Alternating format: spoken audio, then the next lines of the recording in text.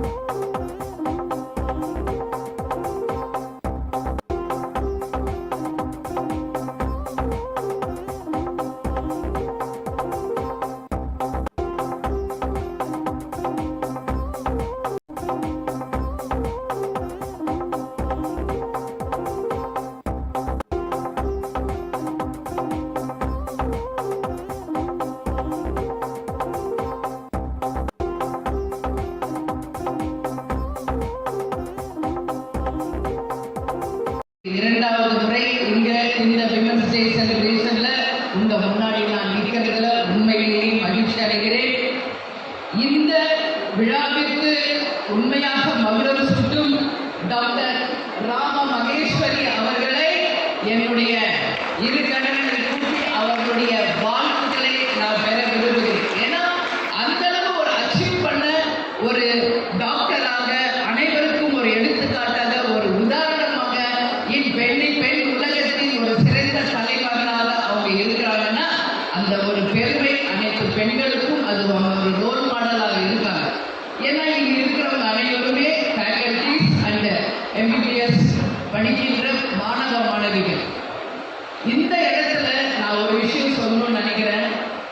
Captain ஃபேமிலியில அவருடைய சகோதரர் அவர்களுடைய பிள்ளைகள் என்று எங்கள் குடும்பத்தில் மட்டும் ஒரு 15 டாக்டர்ஸ் எனக்கு கேப்டன் குடும்பத்தில் இருக்காங்க. அது மட்டும் இல்லாமல் என்னுடன் பிறந்த என்னுடைய தம்பி LK சுதீஷ் அவர்களுடைய 2 புதல்விகளும் டாக்டர்களாக இருக்காங்க. அதுலயும் ஜானுஸ்ரீ அவங்களும் இந்த கல்லூரியின் மாணவிதான் அப்படின்றத இந்த நேரத்துல நான் பெருமையோட பதிய வைத்து இன்னைக்கு விரும்புறேன். இன்னைக்கு அவங்க எல்லாருமே என்னுடன் இங்க வந்திருக்க வேண்டியது. ஆனால் இன்னொரு முக்கியமான ஒரு வேலை இருந்தது. நீங்க வருகின்றதுனாலதாமா அப்படின்னாரு. அதுதான் அந்த அன்பு, அதுதான் அந்த ரிலேஷன்ஷிப், அதுதான் அந்த அன்புக்குரிய ஒரு மரியாதை. அதனால இந்த இடத்துல இந்த டயஸ்ல இருந்து உங்க எல்லோரையும் பார்க்கறதுல உண்மையிலேயே நான் மகிழ்ச்சி அடைகிறேன். கேப்டன் அவர்கள் எத்தனையோ கேரக்டர்ல நடிச்சிருக்காரு. நான் ஸ்போர்ட்ஸ்ல பிரபலியமாக இருந்தப்போ நான் ஒரு IPS ஆகணும், ஒரு IAS ஆகணும்ன்றத என்னோட ட்ரீமா இருந்தது. ஆனா டாக்டர் ஆகணும்னு நான் நினைக்கல.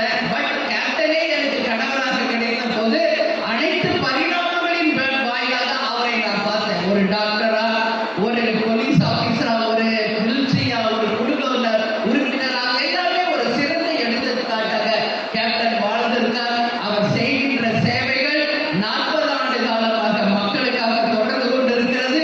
இனி எத்தனை ஆண்டு காலம் ஆனாலும் தொடரும் என்பதையும் இந்த நேரத்தில் நான் தெரிவிச்சுக்கிறேன். இன்னைக்கு நீங்க எல்லாரும் டாக்டர்ஸா இருக்கீங்க. உங்க படிப்புக்கு அப்பாற்பட்டு எக்ஸ்ட்ரா கரிக்குலர் ஆக்டிவிட்டிஸா நீங்க ஸ்போர்ட்ஸ் மற்ற எல்லாருமே நீங்க ஷைன் ஆகணும். இன்னும் நிறைய ஃபியூச்சர் உங்களுக்கு கிடைக்கணும். இன்னும் ஒரு மிகப்பெரிய எதிர்காலம் உங்களுக்கு வரணும்னு சொல்லி இந்த நேரத்தில் உங்க எல்லாரையும் நான் வாழ்த்துறேன். கேப்டன் டாக்டராகவும் நடிச்சிருக்காரு. உங்க எல்லாருக்கும் தெரியும். சபரி என்கின்ற திரைப்படத்தில் பாடுபட்டார். கேப்டன் அவர்கள் அவருக்கு உறுதுணையாகவே இருந்து ஒவ்வொரு தேர்தலிலுமே அவருக்கு பக்கபலமாக இருந்திருக்காரு.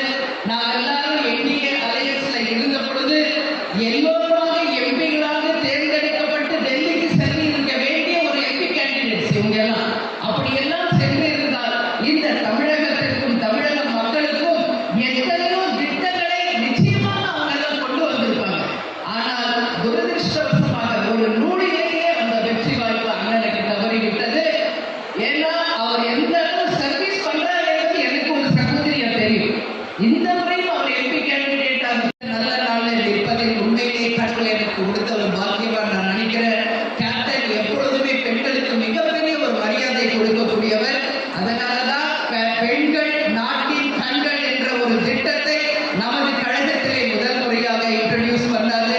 33% பெண்களுக்கு வாய்ப்பு கொடுக்கின்ற ஒரு கட்சியாகவும் தேமுதிக ஒரு எக்ஸாம்பிளாக இருக்கிறது. அது மட்டும் இல்லாமல் பெண்களுக்காக எத்தனையோ உதவிகளை, எத்தனையோ திட்டங்களை இன்றளவும் நாம் செயல்படுத்தி கொண்டு இருக்கிறோம். எனவே பெண்கள் தான் அனைவருக்குமே பேக்போன். கேப்டன் சொன்ன மாதிரி நான் மட்டும் கிடையாது, இங்கு இருக்கின்ற ஒவ்வொரு பெண்ணுமே நிஜ நிழல் சக்தி இல்லை, நிஜ சக்திகளாக, சக்தியின் ரூபங்களாக அவங்கவுங்க குடும்பத்திற்கு மட்டுமில்லை இந்த சொசைட்டிக்குமே ஒரு மிகப்பெரிய ஆணி வேராக இருந்து வருங்காலம் பெண்களின் காலமாக நாம் நிரூபிப்போம் என்பதை இந்த விமன்ஸ் டே நாளில் உங்கள் அனைவருக்கும் தெரிவித்துக் கொண்டு இந்த விழாவிலே பங்கேற்றதை நான் பெருமையோடு நினைத்து, கேப்டன் எப்பொழுதுமே முடிப்பார் ஒரு வார்த்தை சொல்லி ஒரு நிகழ்வு ஏற்பட்டுச்சு. இல்லாட்டி எல்லாரும் இங்க வந்திருப்பாங்க. ஜானுஸ்ரீ கைனகாலஜிஸ்டா இங்க PG முடிச்சு ஒரு பிரைவேட் டாக்டரா இன்னைக்கு அண்ணனுடைய காலேஜ்ல அவங்க இருக்காங்கன்றதை என்னுடைய மகிழ்ச்சி இந்த நேரத்தில் நான் தெரிவித்துக் கொள்கிறேன். அது மட்டும் கிடையாது, நான் படிக்கும் காலத்துல நான் ஸ்போர்ட்ஸ்ல மிகப்பெரிய பிரபலமாக இருந்தேன். நான் பிறந்து வளர்ந்தது எல்லாமே வேலூர் மாவட்டம். அண்ணன் அவர்களும் வேலூர் மாவட்டம் தான். அவர் MP கேண்டிடேட்டாக ஒவ்வொரு முறை வேலூர் தொகுதிக்கு போட்டி போடும் பொழுது கேப்டன் அவர்களும் நானும் அவருக்கு உறுதுணையாக பக்கபலமாக இருந்த அவருடைய வெற்றிக்காக பல வகையில நாங்கள் பணியாற்றியிருக்கோம். ஆனாலும் என்ன என்னவோ தெரியல, அந்த வெற்றி என்பது ஒருத்தர் இல்லடா, இயன்றதை செய்வோம், இல்லாதவர்க்கே நம்மால் முடிந்த உதவிகளை நாம் இருக்கும் வரை மக்களுக்காக செய்ய வேண்டும் என்று கூறி இந்த நாளில் உங்கள் அனைவரையும் சந்தித்ததில் என்னுடைய மகிழ்ச்சிகளை தெரிவித்துக் கொண்டு அனைவருக்கும் மீண்டும் ஒரு முறை I wish all the women happy women's day என்று கூறி